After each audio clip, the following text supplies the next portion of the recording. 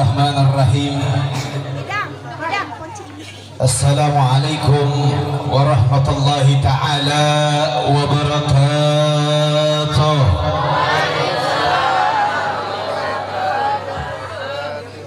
Alhamdulillah Alhamdulillahil ghawi sultanuh al-wadihil burhanuh al-mabsud fil wujud garamuhu wa ihsanuh. Ashhadu an la ilaha illallah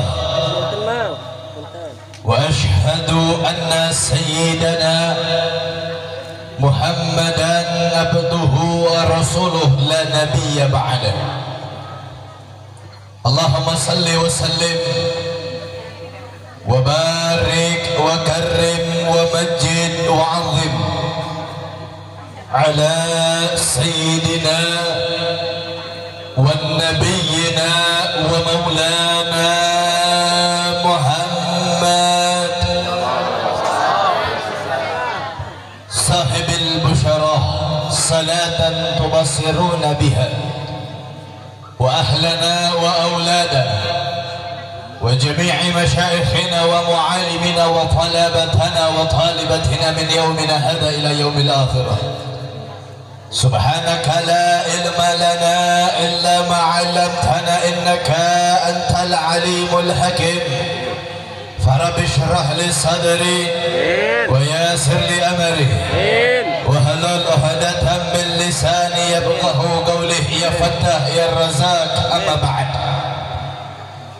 Yang sama-sama kita muliakan, yang sama-sama kita hormati, kepada para kiai, para alimul ulama, para asatid, para ajengan, para masyayikh, para tuan guru sekalian yang hadir pada ini malam, begitu pula daripada guru kita yang baru saja menyampaikan daripada ilmunya, Ustadz Turbo, Ustadz Deden, dan para asatid yang lain yang mohon maaf tidak bisa saya sebutkan namanya satu persatu, tapi demi Allah tidak mengurangi rasa hormat saya kepada guru-guru kita sekalian. Kita doakan mudah-mudahan para ulama kita, para kiai kita, para ustadz, para ajengan, para masyayikh, para tokoh masyarakat kita selalu senantiasa Allah panjangkan umurnya. Amin. Allah sehatkan jasmani dan rohaninya. Allah berkahkan langkah perjuangan dakwahnya. Dan juga begitu pula salam penghormatan khususnya saya berikan kepada seluruh jamaat hadirin wal hadirat, muslimin wal muslimat, mu'minin wal mu'minat yang hadir pada ini malam, yang berkumpul bersama pada ini malam, yang dari dimulainya acara sampai detik ini kita bersama-sama beristighfar kepada Allah, kita bersama-sama bersalawat kepada baginda Nabi, kita bersama-sama mengagungkan dan memuja Allah. Kita minta kepada Allah mudah-mudahan tidaklah kita pulang dari ini malam, tidaklah kita pulang dari ini tempat kecuali seluruh dosa-dosa kita diampuni oleh Allah Subhanahu wa ta'ala. Dosa keluarga kita diampuni oleh Allah, dosa ibu dan bapak kita diampuni oleh Allah. Yang sedang sakit mudah-mudahan Allah angkat penyakitnya, yang sedang susah mudah-mudahan Allah berikan kebahagiaan kepadanya, yang sedang seret rezeki mudah-mudahan Allah berkahkan, luaskan rezekinya, yang belum menikah mudah-mudahan Allah pertemukan jodoh yang soleh salehah. Dan kita minta kepada Allah mudah-mudahan nanti di akhir hayat kita meninggal di dalam keadaan husnul khatimah. Amin ya rabbal. Alhamdulillah, segala puja beserta puji kita haturkan kehadirat Allah Subhanahu wa ta'ala. Huwallahul jalilul akbar. Dialah Allah yang maha besar, yang besar atas segalanya, besar di langit dan di bumi. Dialah Allah yang maha kaya, yang memberikan kepada saya dan kalian berbagai macam nikmat. Dari nikmat sehat walafiat, nikmat kita masih bisa beriman, bertakwa, beribadah kepada Allah.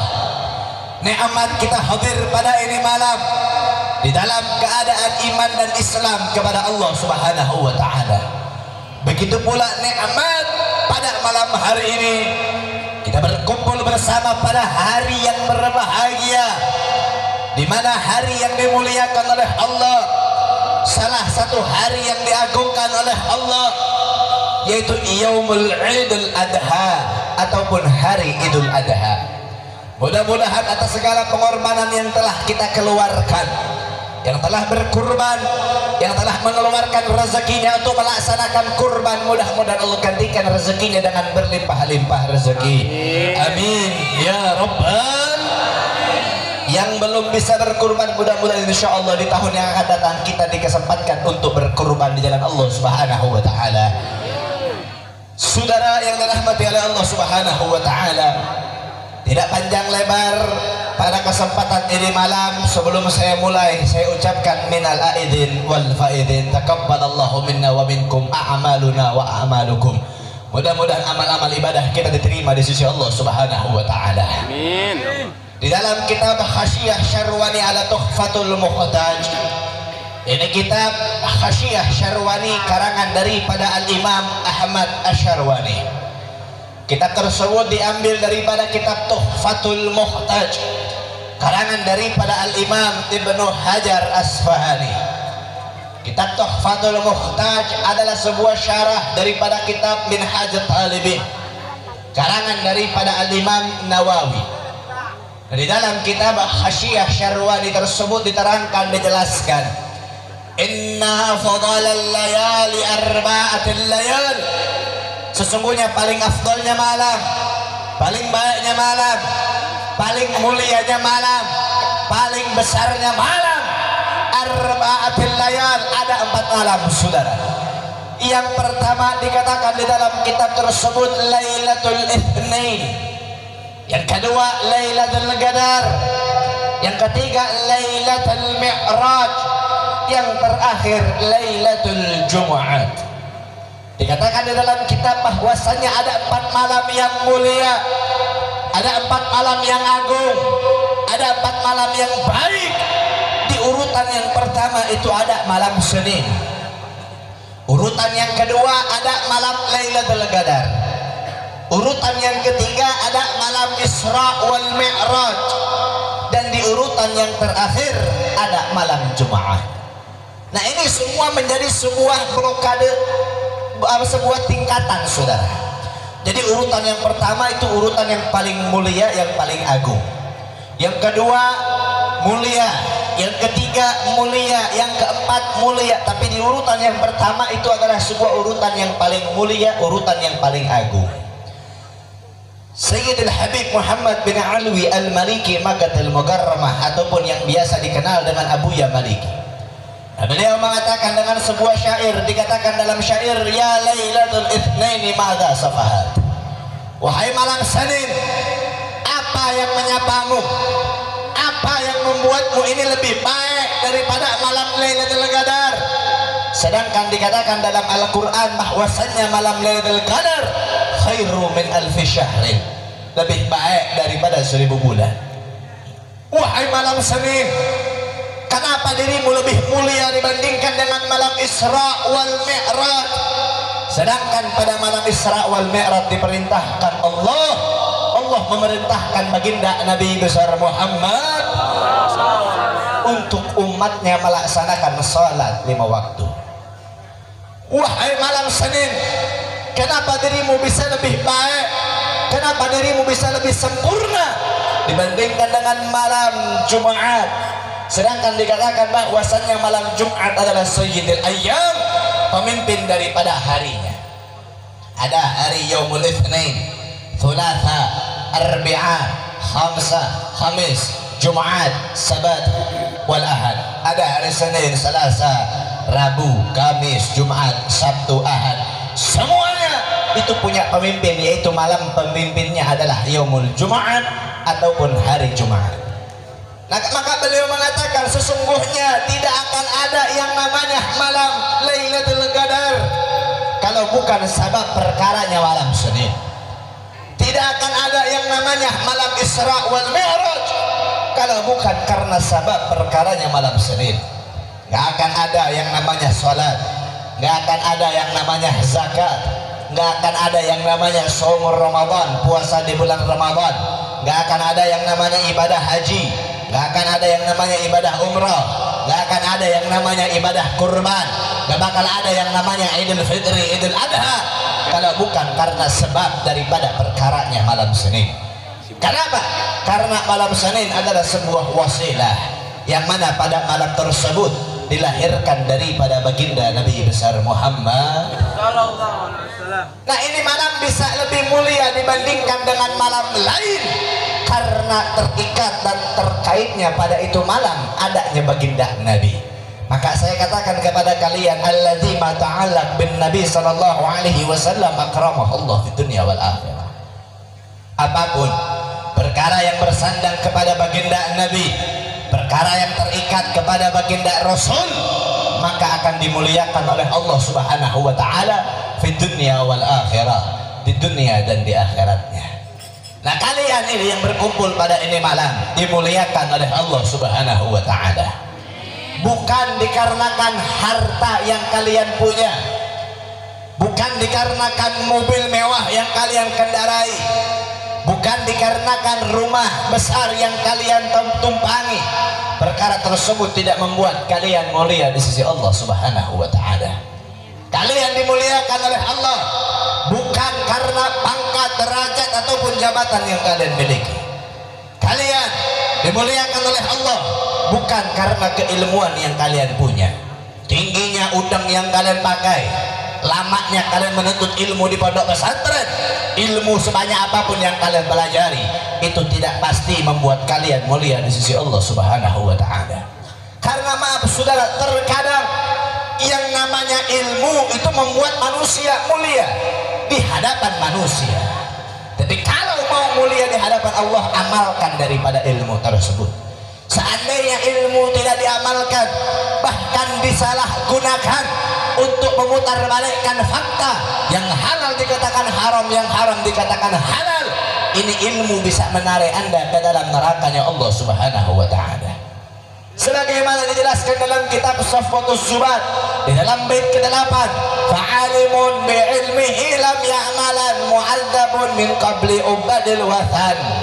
Seorang yang memiliki ilmu tidak mengamalkan daripada ilmunya, mu'adzabun min qabli ubadil wathan, akan diazab oleh Allah sebelum penyembah berhala. Na'udzubillahi min. Lantas apa yang membuat kalian ini mulia?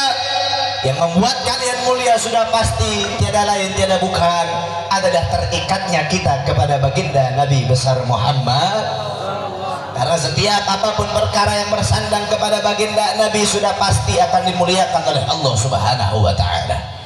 Begitupun yang mana insya Allah besok akan dilaksanakan daripada yang namanya pernikahan. Saya tanya jawab yang kompak, pernikahan ibadah atau bukan? Pernikahan ibadah atau bukan? Yang menjadikan pernikahan tersebut mulia adalah bersandangnya kepada baginda Nabi besar Muhammad. Saya tanya lagi, jawab yang kompak untuk memastikan pernikahan ibadah atau bukan? Ibadah atau bukan? Betul ibadah? Ibadah yang paling lama, betul? Tapi terkadang di setiap kampung, setiap daerah, bahkan di kota-kota besar, orang yang menikah bukannya taat kepada Allah, bukannya beribadah kepada Allah, bahkan dimulainya daripada ibadah tersebut dipasangkan dengan sebuah perkara yang mengundang daripada azabnya Allah Subhanahu wa taala. Maksudnya bagaimana Habib? Ini jelaskan saudara, kadang orang kalau mau menikah yang diundangnya bukan pengajian, yang diundangnya orgenan, yang diundangnya biduan, ada tuh penyanyi dangdutnya, ada tuh yang narik-nariknya, ada tuh yang maksiatnya. Sedangkan dikatakan waman yu'minu billahi wal yawmil akhir fatbi'i sayyi'atal hasanah tamhuha. Barang siapa yang beriman kepada Allah dan hari akhir, maka tutuplah keburukan dengan kebaikan. Jangan kau tutup kebaikan dengan keburukan. Sekarang saya tanya, pernikahan itu baik atau buruk? Pernikahan itu baik atau buruk? Terus yang namanya dangdutan baik apa buruk? Kalau misalkan tuh pernikahan dilaksanakan, sedangkan orang-orang sebelum melaksanakan pernikahan malah bermaksiat, bagaimana itu pernikahan ingin menjadi berkah, sedangkan sebelumnya mengundang adab dan bala dari Allah Subhanahu wa Ta'ala? Betul? Lantas apa yang menjadikan pernikahan malam hari ini walimatul urus ataupun tasyakurnya atas terjadinya besok pernikahan? Sebetulnya menurut saya kalau yang namanya tasyakuran walimatul urus, tasyakur atas sebuah pernikahan itu setelah akad nikah. Betul? Ini akad nikahnya belum, saudara. Sebetulnya juga sih ada salah sayanya, karena kalau panitia keluarga besar daripada sahibul hajat pengen ngundang sayanya besok, cuman karena saya besok ada di Cisolok Sukabumi, malam ini pun saya langsung berangkat ke sana, jadi maaf nggak bisa lama-lama.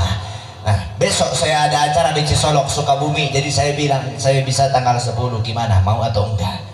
Ya udah, nggak apa-apa. Jadi kita doakan mudah-mudahan ini mempelai sampai besok panjang umur, sehat selalu. Amin. Sampai terucap akad nikah dilancarkan oleh Allah Subhanahu wa Ta'ala. Ya malah ngadoakan, lain ngadoakan. Karena kebanyakan orang pas sebelum akad nikah ada kejadian pengantinnya meninggal duluan, saudara. Amit-amit cabang bayi. Amit-amit kah keluarga, mudah-mudahan dia keluarga dipanjang umur, sehat selalu. Kedua, mempelai sampai hari akadnya, sampai detik akadnya, sampai seterusnya mudah-mudahan meninggal dalam keadaan husnul khotimah, panjang umur dalam ketaatan beribadah. Amin ya rabbal. Nah, yang menjadikan pernikahan ini mulia karena bersandangnya kepada baginda Nabi besar Muhammad. Bagaimana tidak mulia, sedangkan yang diundangnya para ulama, yang diundangnya para kiai, yang diundangnya para habaib, yang diundangnya anak hadrah buat salawatan, buat pujian kepada Allah. Bagaimana pernikahan ini tidak mulia, sedangkan ini pernikahan mengagungkan dan membesarkan Allah Subhanahu wa Ta'ala. Sedangkan ini pernikahan membesarkan daripada baginda Nabi, memuliakan daripada baginda Rasul. Mudah-mudahan ini pernikahan menjadi pernikahan yang sakinah, mawaddah, warahmah. Amin ya rabbal. Maka jangan salah mengartikan, saudara. Jangan sampai Anda menjadi orang-orang yang lalai kepada Allah Subhanahu wa Ta'ala. Jangan sampai Anda menjadi orang-orang yang lalai dengan syariatnya Allah. Jangan sampai Anda menjadi orang-orang yang lalai dengan perintahnya Allah Subhanahu wa Ta'ala. Ingat, yang namanya pernikahan adalah sebuah ibadah. Jangan engkau mencampuri yang namanya ibadah dengan yang namanya kebatilan. La talbisul haqqa bil batil. Jangan engkau campurkan yang hak, yang benar, yang halal dengan hal-hal yang batil ataupun yang dimurkai oleh Allah Subhanahu wa Ta'ala. Karena itu bisa menjadikan daripada perkara tersebut penuh dengan kebatilan, penuh dengan munkar, penuh dengan kemaksiatan, sehingga bukan mengundang rahmat, tapi mengundang daripada azab dan bala dari Allah Subhanahu wa Ta'ala. Na'udzubillahi min. Tapi alhamdulillah, ini pernikahan yang diundangnya para ulama, diundangnya para kiai, diundangnya para ustadz, menjelaskan daripada makna apa itu yang namanya pernikahan. Tidak panjang lebar, saudara. Rukun pernikahan itu ada 5. Yang pertama, rukun pernikahan tersebut adalah adanya kedua mempelai. Yang pertama, mempelainya laki-laki. Yang kedua, mempelainya perempuan. Betul? Jadi ada kedua mempelai, laki-laki dan perempuan. Nggak ada mempelai laki-laki sama mempelai laki-laki, nggak ada. Nggak ada mempelai perempuan sama mempelai perempuan, nggak ada. Kedua-duanya ini harus lawan jenis. Betul? Yang ketiga, adanya wali. Yang keempat, adanya saksi. Dan yang kelima, adanya daripada sighatun nikah ataupun ucapan ijab gobul. Qabiltu tazwijaha wa nikahaha bil mahril madhkur. Itu ucapan ijab qabul. Beb, kalau pakai bahasa Indonesia boleh atau enggak? Boleh. Bahasa Sunda boleh atau enggak? Boleh. Jadi kalau misalkan Anda, oh saya enggak hafal di ucapan qabiltunya bagaimana, saya pakai bahasa Sunda saja boleh atau enggak? Boleh. Yang penting ucapan ijab qabul. Itu 5 daripada rukun pernikahan. sebagaimana dikatakan an-nikahu sunnatul anbiya wa syi'arul auliya wa jannatul adqiya. Pernikahan adalah sunnahnya para nabi, sunnahnya para rasul. Bahkan kita punya nabi, baginda Nabi besar Muhammad. Beliau mengecam dengan keras, mengatakan di dalam hadis, an-nikahu min sunnati faman raghiba min sunnati falaysa minni. Pernikahan adalah sunnahku, dan barang siapa yang meninggalkannya, barang siapa yang tidak melaksanakannya, falaysa minni, bukan daripada golonganku, kata Nabi. Na'udzubillahi min. Sunnatul anbiya wa syiarul auliya, sebagai syiarnya para aulia, sebagai syiarnya para ulama, yang mana saudara dalam umat Islam, agama Islam diajarkan kalau kalian sudah mampu untuk menikah, maka menikahlah. Laki-laki menikahi perempuan, perempuan menikahi laki-laki, itu sudah hukum Allah Subhanahu wa ta'ala. Dan juga sebagai syiar, karena dalam Islam diajarkan kalau lu suka sama lawan jenis, lu katakan suka, lu nikahin itu orang. Jangan cuma lu cebek-cebek doang habis lu tinggalin. Ingat saudara, karena pernikahan ini sebagai jundatul azkiya, juga sebagai benteng bagi manusia dari hal-hal yang diharamkan oleh Allah Subhanahu wa ta'ala.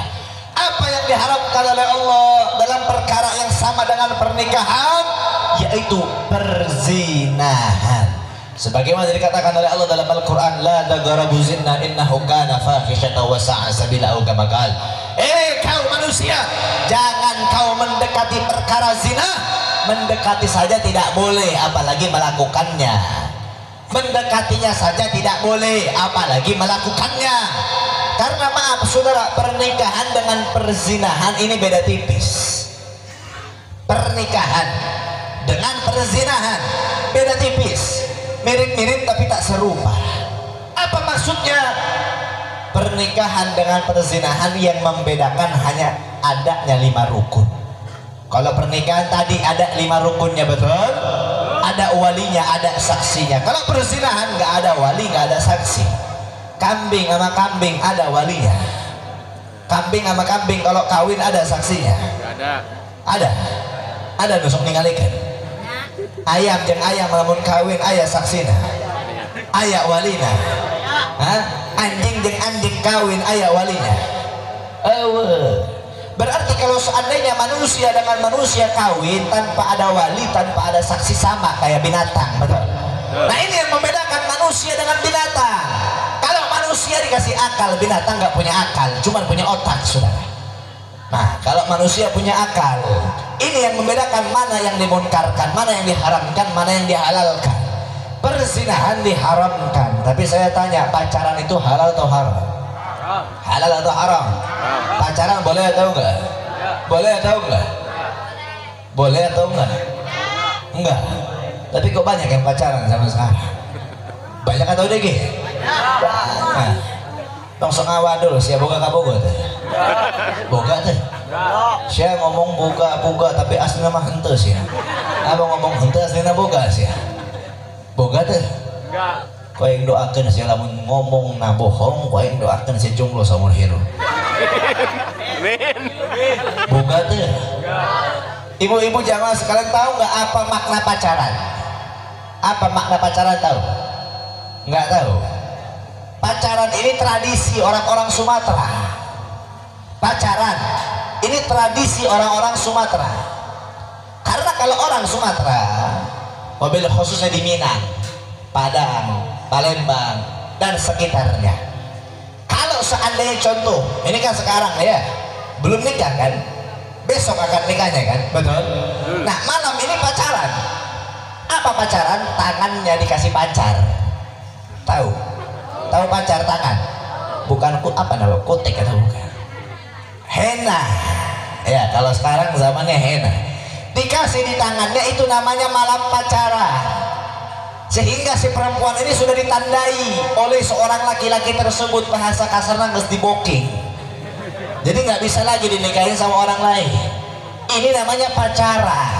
Tapi sama sekarang disalahgunakan, pacaran jalan kemana-mana berduaan, beli es krim satu untuk berdua, nonton bioskop duaan, gandeng-gandengan, jalan berduaan. Na'udzubillahi min. Ini mengundang adab dan dari Allah Subhanahu wa taala. Saudara, yang namanya perkara ini diharamkan oleh Allah. Jangan pun melaksanakannya, mendekatinya saja tidak boleh.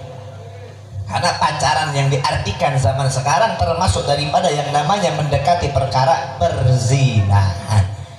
Gak usah munafik. Ini satu kampung ini, gak usah munafik. Kampung lain juga hampir semua rata-rata. Satu kampung ini bisa dipastikan perawannya semua nih, para pemudi-pemudi dalam keadaan perawan, bisa dipastikan. Enggak, saudara. Karena zaman sekarang maaf, begitu gampang perempuan-perempuan ini menjajahkan daripada yang namanya kemaluannya. Dengan modal aku sayang kamu, geus ku aing bere kabeh kusia. Dengan modal es krim Silver Queen, geus ku aing bere kabeh kusia. Na'udzubillahi min. Akhirnya apa? Menjerumuskan makhluk tersebut ke dalam bala adabnya Allah Subhanahu wa taala. Na'udzubillahi min. Mudah-mudahan kita punya pemudanya, kita punya pemudinya, dijadikan pemuda-pemudi yang soleh soleha, yang taat kepada Allah, yang melaksanakan ibadah kepada Allah, yang menjauhi daripada larangannya Allah Subhanahu wa taala. Amin ya rabbal. Karena maaf saudara, yang namanya pacaran penuh dengan dusta. Pacaran laki-laki itu penuh dengan tipu daya, saudara. Nggak percaya, tanya istri saya. Laki-laki itu tukang tipu semuanya katanya. Kalau lagi pacaran, lagi deket, wah manisnya bukan main. Bener atau enggak? Bener. Betul bu. Ibu kalau dulu punya laki, ibu sebelum menikah punya laki, deket, boro-boro berani kentut depan muka. Udah nikah, hah? Digares di hadapan banget. Betul. Sebelum nikah, aduh kesandung nih perempuan, jatuh kena batu. Mana sayang yang luka, yang sakit pergelangan kaki, yang dielus-elus paha, saudara. Giliran sudah menikah, kesandung batu, siapa boga panon tinggal ya tuh batu gede di situ. Betul atau tidak? Betul. Tapi disitulah yang namanya kenikmatan, saudara. Karena kan semuanya penuh dengan kerahasiaan. Ketika sudah menikah nggak ada lagi rahasia-rahasia, itu nggak ada lagi. Semuanya terbongkar habis. Jadi siap-siap, ini pengantin siap-siap. Besok setelah menikah manisnya cuma sehari. Pernikahan manisnya cuma sehari. Hari pertama hungkul manis, kedua katilu keopat pahit ya. Nepi siapa yang pahit itu pernikahan. Mikiran beas kumaha ieu eueuh beas jeung dapur. Mikiran sangu ieu kumaha sangu can asa. Mikiran baju lebaran kumaha ieu can meuli. Wah, tapi tergantung bagaimana Anda menjalankan daripada pernikahan tersebut. Kalau Anda menjalankan itu pernikahan memang haknya karena ibadah, haknya karena beribadah kepada Allah, haknya karena Anda berserah diri kepada Allah, maka itu pernikahan saya jamin manis dari awal sampai akhir pun akan manis. Tapi kalau Anda melampiaskan pernikahan hanya untuk kebahagiaan Anda, maaf, pernikahan bukan untuk bahagia. Kalau Anda yang menikah tujuannya berbahagia, maaf, salah 100% Anda. Menikah tujuannya bukan untuk bahagia. Stres tak cek si Amang guys ya, pengalaman aingnya. Oh siap. Karena kalau pernikahan tujuannya bahagia nih, ibu-ibu nggak bakal peot di sini. Bakal awet muda bu. Kalau ibu-ibu tujuan pernikahannya untuk bahagia, awet muda, saya boga banget. Tapi kalau misalkan ayeuna peot, wah berarti katingali ya. Roman-roman sakinah mawaddah warahmah dalam pernikahannya. Karena tujuan menikah bukan bahagia. Kalau kalian mencari kebahagiaan dalam pernikahan, salah. Bahagia tidak harus menikah. Unggal sore ngarokok surya bari udut jeung kopi ge geus bahagia eta. Betul. komode korong-korong gratis di warung nganjuk. Menikah bukan untuk berbahagia. Oh, Anda pikir malam pertamanya bahagia unboxing cenah. Banyak kejadian seorang laki-laki menggugat cerai istrinya. Apa alasannya? Bokonglah hideung, tidak sesuai dengan ekspektasi. Banyak kejadian begitu. Ada beritanya kemarin, seorang laki-laki menggugat cerai istrinya karena pantatnya hitam. Padahal karak anyar menikah itu. Jadi kalau bukan tujuannya untuk malam pertama bahagia, bukan juga, maaf. Karena saya kasih tahu, tujuan pertama yang namanya menikah adalah melaksanakan daripada sunnahnya baginda Nabi besar Muhammad. Yang kedua, ini saya kasih tahu, beribadah kepada Allah. Itu tujuan yang kedua. Tujuan yang ketiga, menggapai daripada cita-cita. Apa cita-citanya? Yaitu masuk ke dalam surga bersama kita punya pasangan. Yakni yang dimaksudkan daripada tujuan ketiga ini, bersama-sama kita punya pasangan. Yang dulu belum menikah, sholat subuhnya jarang, udah menikah sholat subuh bareng istri. Yang dulu sodakohnya nggak pernah, udah punya istri mah sadar nges aya nama sodako. Sama-sama beribadah kepada Allah untuk menggapai daripada rahmatnya Allah subhanahu. Yang keempat, sebagaimana dikatakan dalam Al-Quran, wallahi yaj'al lakum min anfusikum azwaja wa ja'ala lakum min azwajikum banina wa hafada. Allah menjadikan dari diri kita sebuah pasangan, dan Allah pun menjadikan dari pasangan kita anak dan cucu. Berarti tujuan daripada yang namanya menikah salah satunya adalah memiliki keturunan. Ada istilah mah bahasa, banyak anak banyak rezeki. Betul atau salah? Betul atau salah? Betul. Ibu, dulu kita lihat, kita punya orang tua anaknya banyak. Saya punya bapak beradiknya 28. Saya punya diri saya sendiri beradekan saya 14. Banyak atau dikit? Banyak anak banyak rezeki. Jadi maaf jangan ikuti program 2 anak cukup. Jangan. Anak itu adalah rahmat dari Allah, betul?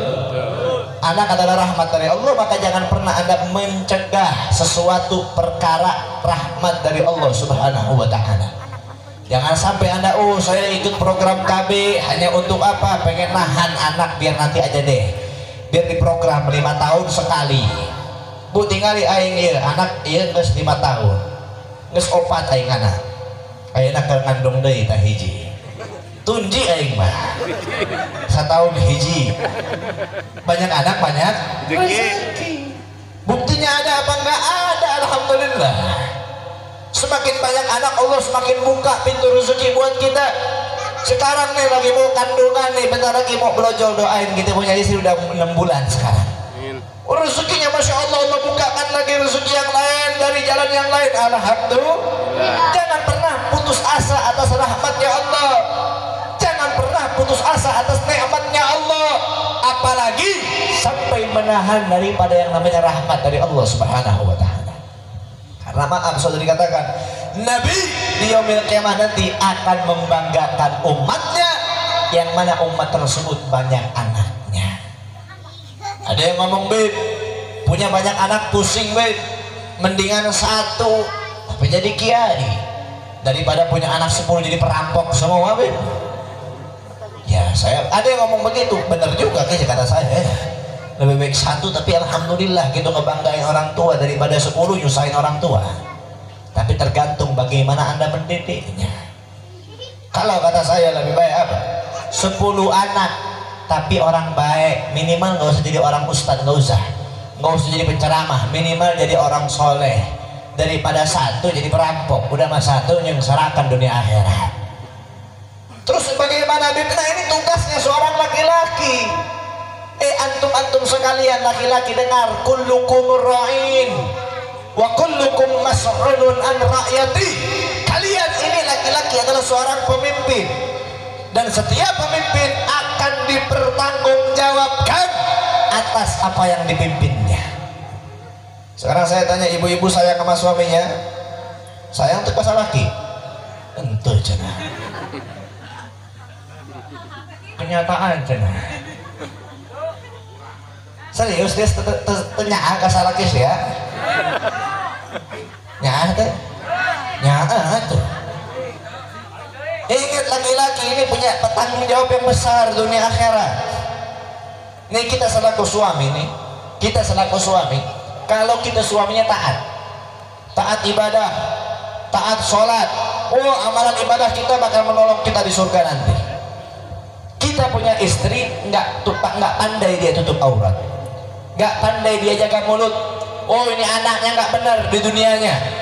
Ini pas suaminya mau di surga, istrinya bakal narik daripada suaminya ke dalam nerakanya Allah Subhanahu wa Ta'ala.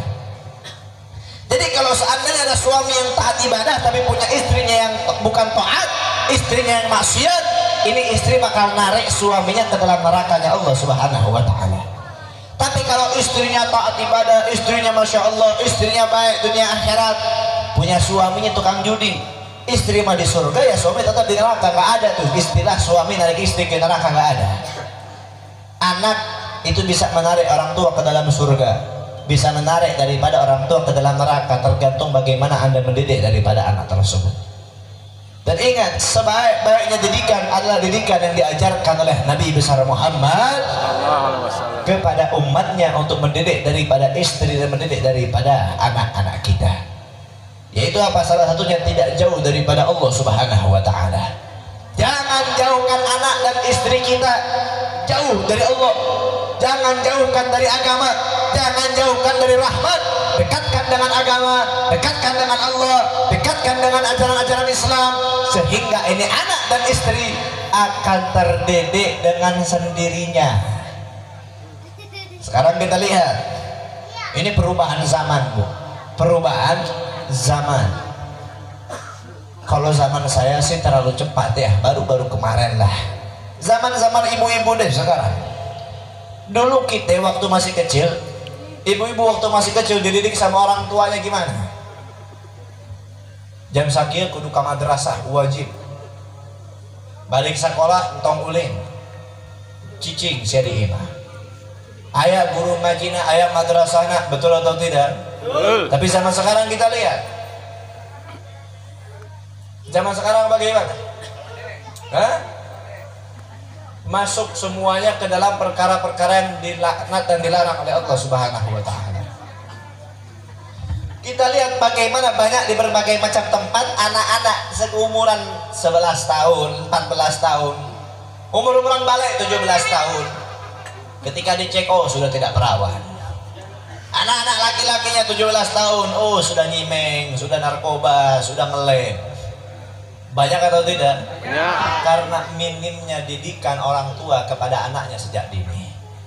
Namun mudah-mudahan dengan kita punya kampung ada ustadznya, ada kiainya, ada habaib-habaibnya, ada majelis taklimnya, mudah-mudahan kampung kita para pemuda-pemudi yang ada sekarang dijadikan pemuda-pemudi yang soleh-saleha. Amin. Taat kepada Allah. Amin. Ada keluarganya juga yang hadir pada ini malam, semuanya keluarga dijadikan keluarga yang sakinah, mawaddah, warahmah. Amin. Jadi pengantin jadikan pengantin yang diberkahi oleh Allah Subhanahu wa Ta'ala. Amin. Suaminya dijadikan suami yang bertanggung jawab dunia akhirat. Amin. Istrinya dijadikan istri yang taat kepada Allah dunia akhirat. Amin. Amin. Ya Rabbal. Amin.